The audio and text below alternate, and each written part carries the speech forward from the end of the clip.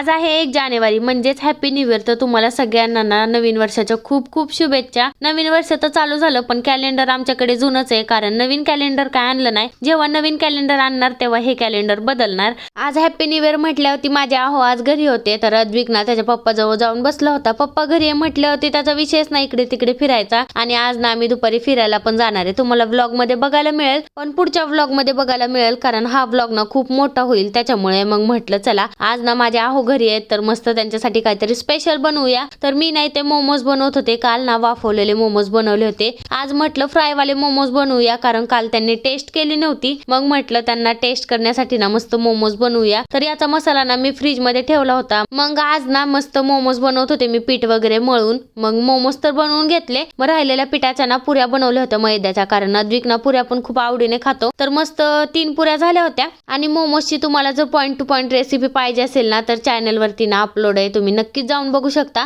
कालच्या ब्लॉग मध्येच मी अपलोड केलेली आहे, तर नक्कीच जाऊन बघा. ही रेसिपी तुम्हाला खूप आवडेल आणि टेस्टला पण खरंच खूप मस्त लागते. कारण आमच्या घरच्यांनी तर पहिल्यांदाच ही रेसिपी ट्राय केली होती, खाल्ली होती, पण त्यांना खूप म्हणजे खूप आवडली. त्याच्यामुळेच म्हटलं नक्कीच तुम्ही जाऊन बघा आणि ट्राय पण करा. तर शेजवान चटणीमध्ये ना मी मेयोनीज टाकलं होतं आणि ते मिक्स करून घेतलं. म्हणजे मला ना चटणीचं टेन्शन नाहीये, कारण मी शेजवान चटणी ऑलरेडी बनवून ठेवली. त्याच्यामध्ये फक्त मेयोनीज मिक्स करायचं आणि आपण ती कशा सोबतही खाऊ शकतो. तोवर आपले ते मोमोज पण फ्राय होऊन रेडी झाले होते. तर म्हटलं चला बाबा आता याचा ना फक्त टेस्ट करायचा नंबर आहे. तर पुऱ्या राहिल्या होत्या, त्या पण पुऱ्या ना मस्त अशा लाल फ्राय होईपर्यंत भाजून घेतले. मग मोमोज खायचा नंबर आला. तर टेस्ट करून बघितलं तर वाव, म्हणजे वाफवलेल्या मोमोज पेक्षा पण हे मोमोज ना खरंच खूप छान लागतात. खरंच तुम्ही एकदा नक्की ट्राय करा आणि कसे झाले मला कमेंट मध्ये सांगा. मग 2-3 मोमोज खाल्ल्यानंतर म्हटलं चला आपल्या आहोंना नेऊन देऊ. मग त्यांना पण खूप मोमोज आवडले आणि अद्विकला म्हटलं तू पुऱ्या खा मस्त अशा गरम गरम. तर असा होता माझा आजचा अर्धा दिवस अर्धा व्लॉग. उद्या बघूया. चला बाय.